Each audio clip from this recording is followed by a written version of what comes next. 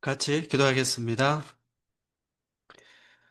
천지를 만드시고 주관에 가시는 거룩하신 하나님, 부족한 저희들을 구원해 주시고 하나님의 자녀로 삼아 주셔서 감사드립니다.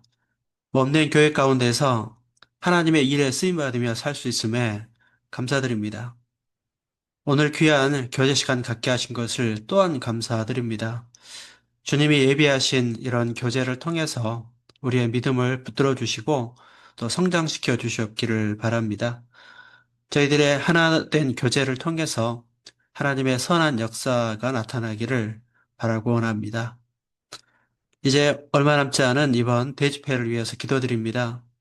이번 대집회를 통해서 많은 새로운 영혼들이 말씀 가운데로 나오고 구원받도록 도와주셨기를 간절히 바랍니다. 또한 목포권 모임을 저희 교회에서 진행합니다. 그 모임 또한 주님 안에서 유익한 시간이 될 수 있도록 인도하여 주시옵기를 간절히 바랍니다. 저희 교회 안에 건강이 좋지 않은 식구들이 있습니다. 주님 회복시켜 주시옵소서. 고난과 시험 중에 있는 식구들이 있습니다. 이길 수 있는 힘을 주시옵소서. 그리고 그런 모든 일들을 통해서 우리의 믿음이 더욱 자라고 또 주님과의 깊은 교제를 나누는 시간 되게 도와주시옵소서. 오늘 교제 주님께만 맡기고 의지하며 예수님의 이름으로 기도했습니다. 아멘. 오늘 말씀은 고린도 후서 4장이 되겠습니다. 고린도 후서 4장 1절입니다.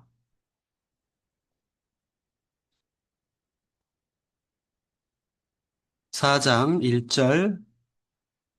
1절부터 12절까지 제가 읽도록 하겠습니다. 고린도 후서 4장 1절입니다. 이러함으로 우리가 이 직분을 받아 긍휼하심을 입은 대로 낙심하지 아니하고 이에 숨은 부끄러움의 일을 버리고 괴율 가운데 행하지 아니하며 하나님의 말씀을 혼잡케 아니하고 오직 진리를 나타내므로 하나님 앞에서 각 사람의 양심에 대하여 스스로 전가하노라. 만일 우리 복음이 가리웠으면 망하는 자들에게 가리운 것이라. 그 중에 이 세상 신이 믿지 아니하는 자들의 마음을 혼미케 하여 그리스도의 영광의 복음의 광채가 비치지 못하게 함이니 그리스도는 하나님의 형상이니라. 우리가 우리를 전파하는 것이 아니라 오직 그리스도 예수의 주 되신 것과 또 예수를 위하여 우리가 너희의 종된 것을 전파함이라. 어두운 데서 빛이 비치리라 하시던 그 하나님께서 예수 그리스도의 얼굴에 있는 하나님의 영광을 아는 빛을 우리 마음에 비치셨느니라. 우리가 이 보배를 질그릇에 가졌으니 이는 능력의 시임이 큰 것이 하나님께 있고 우리에게 있지 아니함을 알게 하려 함이라. 우리가 사방으로 우겨싸움을 당하여도 쌓이지 아니하며 답답한 일을 당하여도 낙심하지 아니하며 핍박을 받아도 버림받지 아니하며 거꾸러뜨림을 당하여도 망하지 아니하고 우리가 항상 예수 죽인 것을 몸에 짊어짐은 예수의 생명도 우리 몸에 나타나게 하려 함이라. 우리 산자가 항상 예수를 위하여 죽음에 넘기움은 예수의 생명이 또한 우리 죽을 육체에 나타나게 하려 함이니라. 그런즉 사망은 우리 안에서 역사하고 생명은 너희 안에서 역사하느니라. 네, 오늘 그 모임을 갖게 되는데요. 오늘 모임에 앞서 말씀은 고린도후서 4장 말씀을 통해서 이 보배를 질그릇에 이런 제목으로 잠깐 말씀을 나누도록 그렇게 하겠습니다. 먼저 4장 1절 말씀을 보시면 이러함으로 우리가 이 직분을 받아 긍휼하심을 받은 대로 낙심하지 아니하고 여기에 우리가 이 직분을 받았다. 이 직분을 위해서 우리가 낙심하지 않고 행해야 한다 하는 그런 말씀인데 이 직분이 어떤 직분인가? 그것은 앞에 있는 3장 말씀을 받고 있다고 할 수가 있겠습니다. 앞에 3장 7절로 8절 말씀에 보면 우리 그리스도인이 받은 직분을 그 영의 직분이라고 말씀을 했습니다. 그래서 7절에 돌에 새긴 죽게 하는 의문의 직분, 또 8절에는 영의 직분, 이렇게 분류가 되어 있죠. 우리 거듭난 그리스도인은 그 영의 직분을 받은 사람이라고 하는 것을 말씀을 하는 거예요. 9절에 보면 정죄의 직분도 영광이 있은즉 의의 직분은 더욱 영광이 넘치리라. 정죄의 직분보다 우리 그리스도인은 그 의의 직분을 받았다. 그것은 더 영광스러운 직분이라고 하는 것을 말씀을 한 겁니다. 자, 정죄의 직분, 또 의문의 직분이라고 하는 것은 율법에 속한 그런 것들을 말하는 거고, 우리 거듭난 그리스도인은 율법에서 해방된 이제 새로운 직분, 영의 직분을 받은 그런 사람이 되었다고 하는 것을 말씀을 한 겁니다. 그래서 이 말씀에서 이 직분을 받았다고 하는 것은 바로 영의 직분, 주님 안에 주어진 새로운 직분을 말씀을 한 겁니다. 이 직분은 모든 거듭난 그리스도인에게 주어진 것인 것입니다. 자, 2절에 보시면 이에 숨은 부끄러움의 이를 버리고 계율 가운데 행하지 아니하며 하나님의 말씀을 혼잡케 아니하고 오직 진리를 나타내므로 하나님 앞에서 각 사람의 양심에 대하여 스스로 천거하노라. 자, 이 직분, 영의 직분, 의의 직분을 받은 사람의 삶의 모습은 어떠해야 되는가? 그것은 숨은 부끄러움의 일을 버려라는 말씀. 숨은 부끄러움, 이 죄로부터 우리가 구별되고 분리돼야 될 것을 말씀을 한 겁니다. 주님이 새로 주신 영의 직분을 수행하기 위해서 우리는 죄로부터 구별된 거룩한 삶이 반드시 있어야 할 것을 말씀을 한 겁니다. 그 이어지는 말씀에 보면은 하나님의 말씀을 혼잡게 아니하고 오직 진리를 나타내므로 하나님 앞에서 각 사람의 양심에 대해서 스스로 천가노라 하셨는데 말씀을 혼잡게 하지 않고 진리를 나타낸다는 그 말씀은 영의 직분을 받은 그리스도인의 삶은 말씀 위에 굳게 서야 될 것을 말씀을 한 겁니다. 말씀을 한다고 하는 것은 하나님의 말씀을 옳게 분별하지 못하는 그런 모습입니다. 디모데후서 2장 15절에 보면 진리의 말씀을 옳게 분별하여는 하는 그 말씀대로 하나님의 말씀에 대한 온전한 분별력이 필요할 것입니다. 자, 영의 직분을 받은 그리스도인의 삶은 죄와 구별돼야 되고 또한 하나님의 말씀을 옳게 분별하여 말씀 위에 굳게 서야 될 것을 말씀을 하신 것입니다. 3절에 보시겠습니다. 만일 우리 복음이 가리웠으면 망하는 자들에게 가리운 것이라. 자, 복음이 가리워진 사람은 구원받지 못한 사람을 말하는 것이죠. 그런 사람들은 망한다고 하는 것은 결국 영원한 심판을 받을 수밖에 없다고 하는 것을 말씀을 한 겁니다. 그런데 왜 복음이 가려지느냐, 구원받지 못하느냐, 그것은 이어지는 4절에 방해자가 있다는 말씀입니다. 4절에 보시면 그 중에 이 세상 신이 믿지 아니하는 자들의 마음을 혼미케 하여 그리스도의 영광의 복음의 광채가 비치지 못하게 함이니 그리스도는 하나님의 형상이니라. 여기에 이 세상 신이 등장을 하죠. 왜 복음이 망하는 자들에게 가려지는가? 왜 구원받지 못하는가? 그것은 막는 자가 있는 것이고 방해자가 있는 것이고 그는 이 세상 신, 즉 마귀 사단을 말하고 있는 겁니다. 자, 이런 구원받지 못한 사람들은 마귀의 방해에 의해서 복음이 가리워진 사람이라고 하는 것을 알 수가 있는 겁니다. 이 세상 신은 마귀 사단을 말합니다. 그리고 사단이 하는 일은 무엇입니까? 구원받지 못하게 방해하는 일을 하는 겁니다. 이 세상 신이 믿지 아니하는 자들의 마음을 혼미케 한다. 구원받지 못한 사람들의 마음을 주장하고 말씀을 깨닫지 못하게 방해합니다. 죄에 머물게 하고 또 구원받기를 싫어하는 마음, 의심하는 마음, 이런 마음을 불어넣습니다. 이 세상 신이 사단이고요. 믿지 않은 자들의 마음을 혼미케 한다는 것은 방해합니다. 그래서 그리스도의 영광의 복음의 광채가 비치지 못하게 합니다. 자, 그리스도의 영광의 복음의 광채. 예수님은 생명의 빛인데 그 예수님의 생명의 빛으로 거듭나야 되는데 그 빛을 받지 못하게 방해합니다. 그리스도는 하나님의 형상입니다. 그래서 예수 그리스도 안에 하나님의 생명의 빛이 있고 그 빛을 통해서 우리는 구원받습니다. 그런데 그 빛을 받지 못하도록, 구원받지 못하도록, 말씀을 통해 깨닫지 못하도록 방해하는 것이 마귀 사단이라고 하는 것을 말씀을 하는 겁니다. 이 마귀의 시험을 이기는 사람은 구원을 받지만 그렇지 못한 사람, 그 사람들에게는 복음이 가려지게 되고 구원받지 못하게 되는 것을 그 말씀을 하는 겁니다. 그래서 이 세상의 신은 바로 마귀 사단입니다. 그가 하는 일은 구원받지 못하게 방해합니다. 그래서 사람들이 구원받기가 어려운 겁니다. 왜 우리가 전도하면 전도하기가 어렵습니까? 그것은 보이지 않는 이 악한 영, 이 세상 신, 마귀 사단이 구원받지 못하게 방해하는 일을 하고 있기 때문에 그렇습니다. 요한복음 12장 31절에 보면은 이 세상 임금이 쫓겨나리라. 장차 예수님이 다시 오실 때 이제 우리가 천국에 들어갈 때 이 세상 임금이 쫓겨난다고 하는 것은 마귀가 이제 사라지게 되고 영원한 무저갱에 떨어지게 될 것을 말하고 있는 겁니다. 이 마귀가 무저갱에 들어가기 전까지는 이 세상의 주관자로서 역사하고 있는 것입니다. 그래서 구원받게 하는 것이 어렵고 세상은 점점 악이 팽배한 그런 세상이 될 수밖에 없는 것입니다. 그 사실을 말하고 있는 겁니다.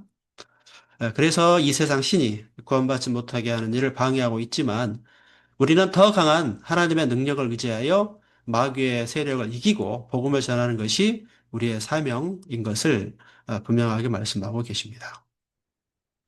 그 다음 5절 말씀을 보시겠습니다. 5절에 보시면 우리가 우리를 전파하는 것이 아니라 오직 그리스도 예수의 주 되신 것과 또 예수를 위하여 우리가 너희의 종된 것을 전파함이라. 자, 그리고 6절에 보시면은요. 어두운 데서 빛이 비치리라 하시던 그 하나님께서 예수 그리스도의 얼굴에 있는 하나님의 영광을 아는 빛을 우리 마음에 비치셨느니라. 자, 여기 또 말씀해 보시면 자, 우리가 전파하는 것이 무엇인가? 6절에 말하고 있죠. 어, 자, 먼저 5절에 보면 우리의 전파하는 것은 예수 그리스도의 주되심, 바로 예수님이 내 삶의 주인인 것을 우리는 전해야 되고요. 그다음에 예수를 위하여 우리가 너희의 종 되었다. 이 말씀을 전하는 바울과 전도자들은 이 종의 마음을 가졌던 것입니다. 마찬가지로 우리 거듭난 그리스도인의 삶은 예수님을 주님으로 또 주님 앞에 나의 모습은 이 종의 어떤 마음을 품고 살아가는 것이 마땅하다고 하는 것을 그 말씀을 하는 겁니다. 그래서 신앙의 자세는 그와 같습니다. 골로새서 2장 6절에도 보면은 예수 그리스도를 주로 받았으니 예수님은 내 삶의 주인입니다. 마태복음 16장에 나오는 베드로의 신앙 고백도 마찬가지입니다. 주는 그리스도시요 살아계신 하나님의 아들이라고 신앙 고백을 했을 때 그 고백을 예수님께서 칭찬하시는 말씀이 기록이 되어 있습니다. 자, 베드로의 신앙 고백처럼 우리의 신앙 고백도 그러해야 합니다. 주는 그리스도시요. 예수님은 내 삶의 주인이고 왕이라고 하는 것을 인정하는 것이 거듭난 그리스도인의 마땅한 삶의 태도인 것을 말씀을 하고 있는 겁니다. 그리고 6절에 보면은 예수 그리스도의 얼굴에 있는 하나님의 영광을 아는 빛을 우리 마음에 비추셨다 이렇게 말씀을 했습니다. 6절 그 먼저 나오는 상반절에는 어두운 데에서 빛이 비치리라 하시던 그 하나님께서 자, 이 말씀은 창세기 1장에 그 빛의 창조를 말합니다. 빛이 있으라 하시매 어두운 데에서 빛이 비치라 하시던 그 하나님께서 이제 구원의 빛, 생명의 빛도 우리에게 주셨다는 그 말인데, 그 구원의 빛, 생명의 빛은 어떻게 주어지는 거냐? 바로 예수님을 통해서 주어진다는 말입니다.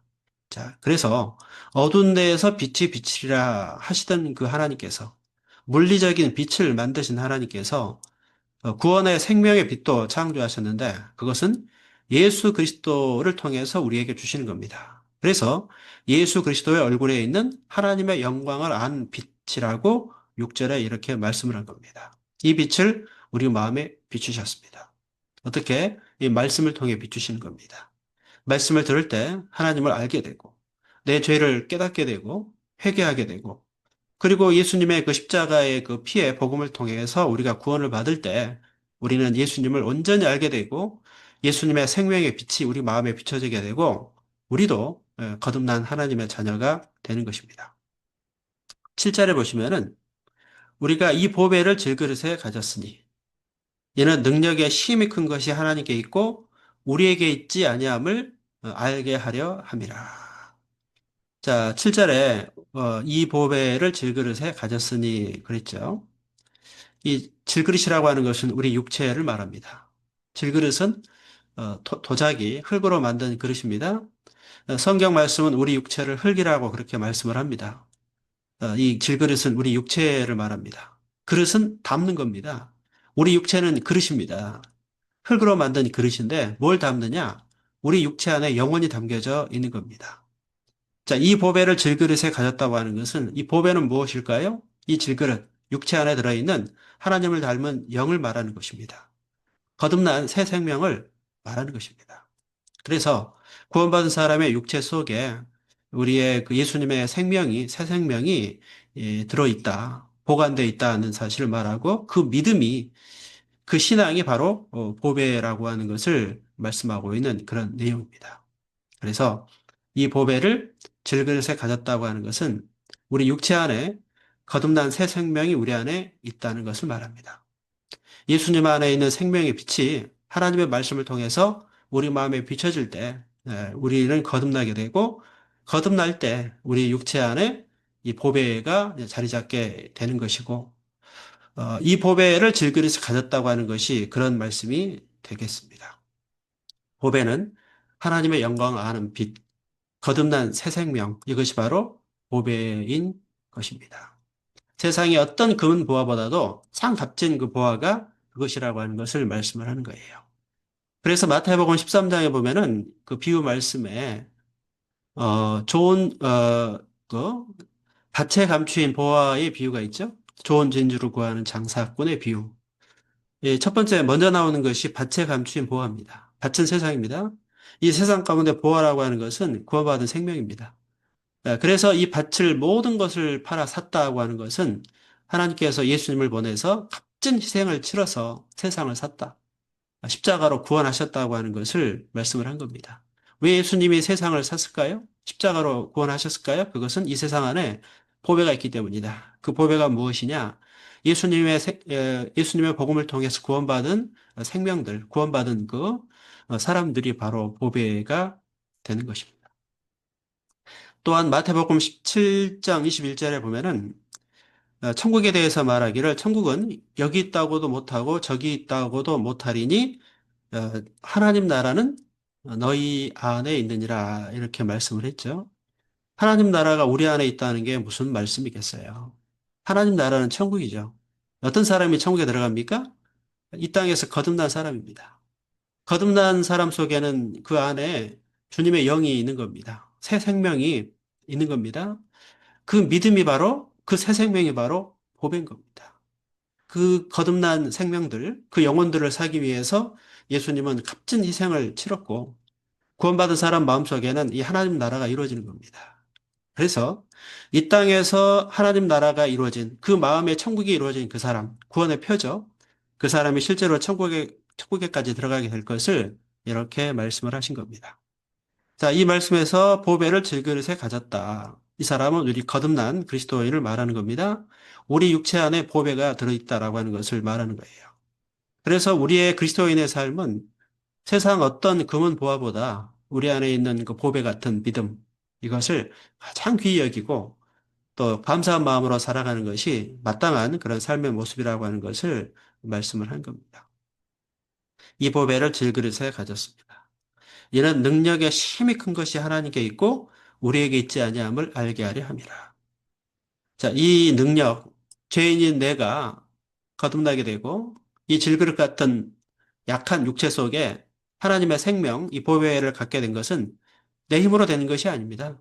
사람으로 되는 것이 아닙니다. 이것은 오로지 하나님의 능력으로, 하나님의 사랑으로만 주어진 것이라는 것을 말하고 그렇기 때문에 우리는 은혜로 받은, 선물로 받은 구원이기 때문에 더 겸손한 마음과 감사한 마음으로 하나님을 섬길 수가 있는 것입니다. 이어지는 말씀에는요, 이제 보배를 얻은 그리스도인의 삶이 어떠해야 되는가, 또 이것을 말씀을 하고 있는데요. 8절에 보시면 우리가 사방으로 우겨쌈을 당하여도 쌓이지 아니하며 답답한 일을 당하여도 낙심하지 아니하며 핍박을 받아도 버림받지 아니하며 거꾸로 뜨림을 당하여도 망하지 아니하고 우리가 항상 예수 죽인 것을 몸에 짊어짐은 예수의 생명도 우리 몸에 나타나게 하려 함이라. 자, 보배를 얻은, 이 질그릇의 보배를 얻은 그리스도인의 삶의 모습이 이제 어떠해야 하는가, 이것을 말씀해 주고 있는 그런 내용인데, 이제 보배를 가진 하나님의 큰 선물을 받은 그리스도인의 삶의 모습은 이제 그 은혜에 감사하는, 또 보답하는 그런 삶이 돼야 되고, 또한 그런 거듭난 그리스도인의 그 은혜에 감사하는 삶은 현재 고난과 어려움을 이기는 모습으로 나타난다고 하는 것을 말씀을 한 거예요. 사방으로 우겨쌈을 당하고, 답답한 일을 당하고, 핍박을 당하고, 거꾸로 뛰림을 당한다. 그것은 복음과 함께 고난받은 모습입니다. 우리가 그리스도인으로서 삶을 살아가는 그 가운데에서는 여러 가지 어려움과 고난이 있다는 것을 말하는 거고, 그것은 피할 수 있습니다. 그런데 그리스도인은 그걸 피하지 않습니다. 왜? 우리는 은혜 받은 자, 우리 안에 보배를 소유한 그런 자이기 때문에, 그리고 이 세상 그 무엇보다도 하나님이 주신 그 영광이, 그 믿음이, 그 천국이 더 귀한 것을 알기 때문에 현재의 삶에 있어서의 어려움들을 자원하는 마음과 기쁜 마음으로 이겨내는 것이 그리스도인의 삶인 것을 말하는 거예요. 그래서 10절에 우리가 항상 예수 죽인 것을 몸에 짊어짐은 그랬죠? 예수의 생명도 우리 몸에 나타나게 하려 함이라. 예수님의 십자가 자체를 항상 우리는 따라가는 겁니다. 그런 삶을 통해서 예수의 생명이 우리 몸에 나타난다고 하는 것은 내가 살지만 나를 통해서 주님이 나타나는 거예요. 내가 그리스도와 함께 십자가에 못 박혔습니다. 못 박혔다는 것은 죽음을 말하죠. 내 옛날에 나는 죽고 이제 새 생명 가운데 살아간다고 하는 것은 무엇을 말합니까? 내가 살지만 나의 삶을 통해 내 영광이 아니라 주님의 영광을 위한 삶이 시작이 되었다고 하는 것을 말씀을 한 겁니다. 11절을 보시겠습니다. 우리가 항상 우리 산자가 항상 예수를 위하여 죽음에 넘기움은 예수의 생명이 또한 우리 죽을 육체에 나타나게 하려 함이라. 산자. 우리는 산자이죠. 영원히 살아난 자, 거듭난 자가 산자입니다. 산자, 거듭난 구원받은 사람은 항상 예수를 위하여 죽음에 넘기운다. 그 말은 주님과 함께 고난받는 그 길을 택한다. 안락하고 평안한 삶을 추구하지 않는다고 하는 것을 말한 겁니다. 자, 예수의 생명이 또한 우리 죽을 육체에 나타나게 하려 함이라. 예수님의 부활의 생명이 우리 육체 가운데 나타난다고 하는 것은 예수님을 향한 부활의 그 믿음과 소망이 현재 삶 가운데서 이 땅에 마음을 두는 삶이 아니라 이 땅에 살지만 천국의 소망을 두고 이 땅의 삶에 있어서의 고난을 이기는 삶으로 나타나게 된다고 하는 것을 말씀한 것입니다. 12절에 보시면 그런즉 사망은 우리 안에서 역사하고 생명은 너희 안에서 역사하느니라. 그래서 그리스도인의 삶은 사망은 우리 안에, 생명은 너희 안에. 나의 고난을 통해서 주님의 열매가 나타나게 될 것을 말하는 겁니다. 그때 당시 사도들의 고난과 희생을 통해서 이 고린도 교회가 그 구원을 받아 탄생하게 되고 또 그들의 신앙이 세워지는 일을 위해서 바울과 사도들은 많은 고난을 이겨내는 겁니다.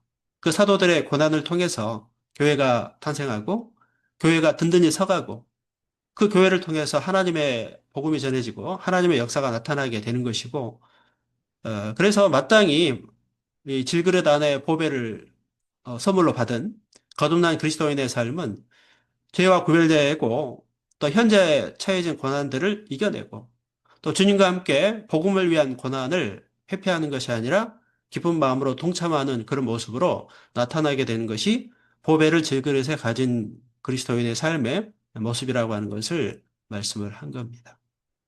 우리 그리스도인의 삶은 이 땅에 살지만 우리 마음은 천국에 있는 겁니다. 우리 소망은 하나님께 있는 겁니다. 14절 보시겠습니다. 14절 말씀. 주 예수를 다시 살리시니가 예수와 함께 우리도 다시 살리사 너희와 함께 그 앞에 서게 하실 줄을 아노니. 예수님만 부활하신 게 아니고 우리도 다시 살려 부활하여서 그 앞에 천국에 이르게 된다고 하는 것은 하나님의 약속입니다. 우리는 그 소망을 갖고 있습니다. 그래서 우리는 이 땅에 살지만 우리 마음은 천국에, 우리는 이 땅에 살지만 우리의 보물창고는 하늘나라의 보물창고를 쌓는 그런 삶이라고 하는 것을 성경은 이야기하고 있는 것입니다. 그것이 그리스도인의 삶이죠. 그래서 우리는 마땅히 이 보배를 질그릇에 갖고 있는 그런 그리스도인이기 때문에 주님을 위해서 주님과 동행하고 주님의 복음을 전하는 일을 위해서 희생과 또 어려움과 고난을 기쁨으로 당하는 그런 삶이 되어야 되고 사실 우리가 복음 전하는 삶은 쉬운 일이 아닙니다. 그러나 그것은 은혜입니다. 또한 교회를 섬기는 일도 쉬운 일이 아닙니다. 그런데 그것은 은혜입니다.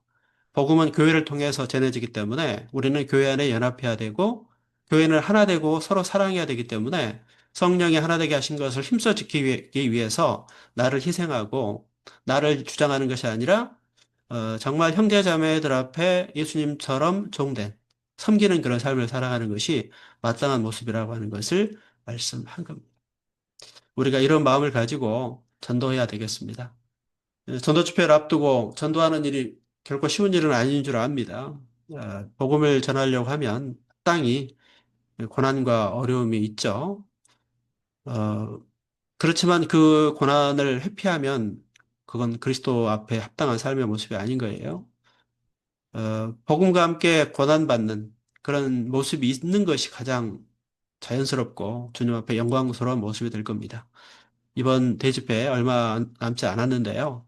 마지막까지 기도해 주시고 또 말씀을 들을 영혼들 놓치지 않도록 관심 가져주시고 또 온 구역과 모든 조가 합력해서 한 사람이라도 더 구원받게 하는 그런 역사가 있었으면 좋겠습니다. 또한 목포권 모임도 주님 안에서 잘 될 거라고 생각이 됩니다. 우리는 최선을 다해서 준비하면 하나님께서 은혜로 채워주실 거라고 믿습니다. 오늘 모임이 저 모임으로서 올해 마지막 새로 편성된 모임이 될 것 같은데요. 1년이 너무 훌쩍 지난 것 같습니다. 그런데 끝은 또 새로운 시작입니다. 남은 2015년 마무리 잘 하고 새로운 2026년을 맞이해야 되겠습니다. 또 동계 소련에도 이제 계획이 돼 있죠. 대전도 집회하고 또 교제밤도 있고 동계 소련에도 계획이 되어 있는데요. 이런 모든 일들이 정말 2025년을 잘 정리하고 새해를 맞이하는 그런 귀한 시간이 되기를 바랍니다. 오늘 주님 안에 유익한 즐거운 교제 나누시기 바랍니다. 말씀 마치겠습니다. 감사합니다.